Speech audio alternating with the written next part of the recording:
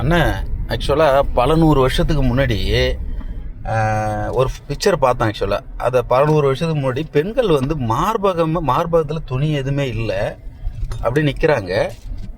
ஆனால் பின்னாடி பார்த்தா ஒரு 4 பிராமணர்கள்லாம் நிற்கிறாங்க. அது ஏன் அப்படி இருக்கிறாங்க? இப்போ எல்லாமே பார்த்தா எல்லாரும் ஒன்றா இருக்கிறாங்க, பெண்கள் ஆண்கள் எல்லாம் சரிசமமாக இருக்கிறாங்க. அது ஏன் அப்படி அப்போ இருந்தது, இப்போ எப்படி இப்படி மாறிச்சு அப்படின்றத எனக்கு டவுட் இருக்குதுண்ணா, கொஞ்சம் சொல்லலாம். இப்ப இது சூப்பரான கேள்வி.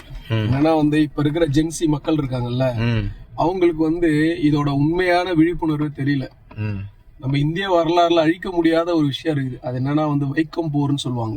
வைக்கம் போர், நானே இதை கேள்விப்படல. வைக்கம் போர்னா வந்து ஒரு காலகட்டத்துல தமிழ்நாடு, அதாவது தமிழ்நாடு கேரளா எல்லாமே சேர்ந்ததுதான் தென்னிந்தியாவா இருந்துச்சு. அப்போ முளைவரின்னு ஒண்ணு இருந்துச்சு.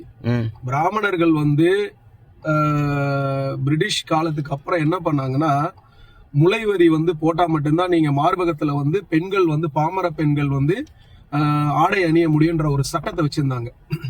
அந்த சட்டம் வந்து பிரிட்டிஷ்காரன் வச்ச சட்டமான்னு கேட்டா கிடையவே கிடையாது. அந்த சட்டம் வந்து வர்ணாசிரம் அடிப்படையில, அவங்களோட சனாதன தர்மத்தின் அடிப்படையில சூத்திரர்கள் சத்திரர்கள் எல்லாருமே வந்து முளைவரிக்கு கட்டினா மட்டும்தான் நீங்க வந்து மார்பகத்துல வந்து ஆடை அணிய முடியுன்ற ஒரு சட்டத்தை வந்து போட்டிருந்தாங்க.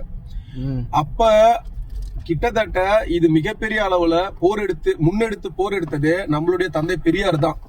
வைக்கம் போர்னு சொல்லிட்டு திருவாங்கூர் சமஸ்தானத்துல போயிட்டு இந்த போரை வென்றெடுத்து, ஏன்னா கடைசியா இந்த போருக்கு ஒரு முற்றுப்புள்ளி வச்சது என்னன்னா, ஒரு பெண் அங்க இருந்த திருவாங்கூர் சமஸ்தானத்தை சேர்ந்த ஒரு அரசர் வந்து அமைச்சரவையில வந்து ஒரு செய்தி போகுது, இந்த மாதிரி தாழ்த்தப்பட்ட பெண் வந்து ஒருத்தி வந்து மார்பகத்துல வந்து சீலை அணிஞ்சிருக்கான்னு சொல்லிட்டு. அது தப்பாச்சுன்னு சொல்லிட்டு காவலாளிகளை விட்டு அந்த பெண்ணை வந்து அரெஸ்ட் பண்ண போகும்போது அந்த பெண் என்ன பண்றாங்க, 2 மார்பகத்தையும் கட் பண்ணி அப்படியே அந்த பெண் அங்கேயே செத்து மடியிறாங்க. அங்க இருந்து தான் போராட்டம் வெடிச்சுது. அந்த போராட்டத்தை வந்து தலைமை தாங்கி அந்த போராட்டத்தை வென்றெடுத்து. ஆக்சுவலா அந்த பழைய வீடியோல வந்து அதோட கண்டினியூஷன் வந்து கட் ஆயிடுச்சு.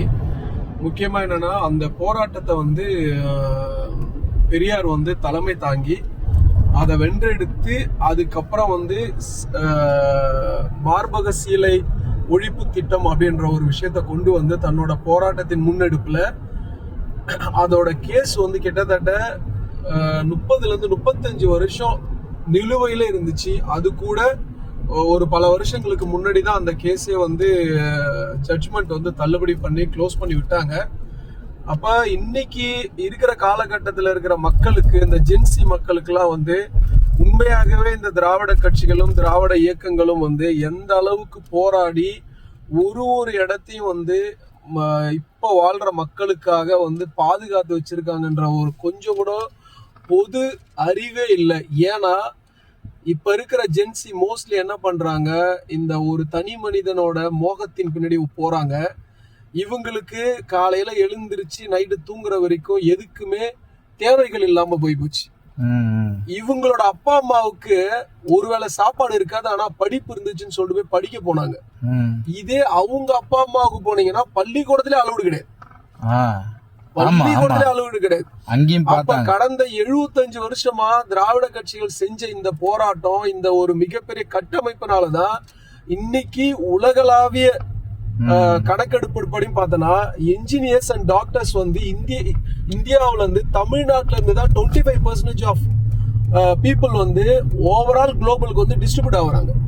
அப்ப இந்த வெற்றியை வந்து பார்த்தோன்னா போயிட்டு மற்ற மாநிலங்கள் தமிழ்நாட்டுல வந்து இதை போய் பார்க்கும் பொழுது அங்க இதுல ஒரு 1/3 ஆஃப் இன்ஜினியர்ஸ் டாக்டர்ஸ் கூட கிடையாது.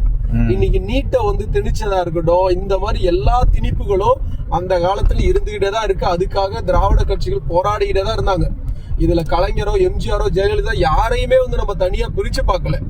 ஆனா ஒரு நடிகன் வந்து வரும் பொழுது அவன் பின்னாடி நம்ம போய் நிக்கிறோம், ஒரு படத்தோட அவனுக்கு டிக்கெட் எடுத்து ரசிச்சு விட்டுட்டோம்னா பிரச்சனை கிடையாது. ஆனா அவரு தான் எங்களோட தலைவர்னு வரும்போது அந்த தலைவருக்கு வந்து நம்ம கடந்த 75 வருஷத்துல கடந்து வந்த பாதையை பத்தி என்னன்னு தெரிஞ்சதுன்னா, நான் இந்த கட்டமைப்பை சிதைக்க வரல. உங்களுக்கு மாற்றம் தேவைப்படுச்சுன்னா இந்த திராவிட கட்சியெல்லாம் இந்த மாற்றம்லாம் தப்பு பண்ணிக்கிறாங்க. கரெக்ட் பாயிண்ட் தான். இந்த தப்புலாம் பண்ணிக்கிறாங்க, இதை திருத்தறதுக்கு நான் வந்துக்கிறேன் அப்படின்னு சொல்லி ஏதாவது ஒரு தடவை கூட பண்ணல. இந்த சப்ஜெக்டா நம்ம தனியாப்பட்ட முறையில பேசலாம். சோ நீ கேட்ட கேள்விக்கு முக்கியமான பதிலே இதுதான்.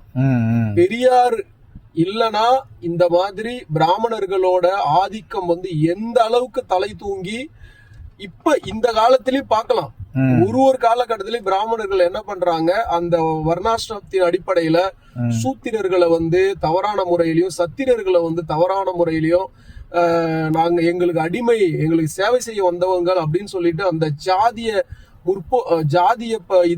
கண்ணோட்டத்தோட பார்த்து இப்ப வரைக்கும் அந்த இழிவு மனப்பான்மை நடந்துகிட்டு இருக்கு. இந்த காலத்துல இப்படி நடந்துகிட்டு இருக்குன்னா அப்ப 75-100 வருஷத்துக்கு முன்னாடி எப்படி இருந்திருக்கும் கொஞ்சம் பார்த்து யோசிங்க.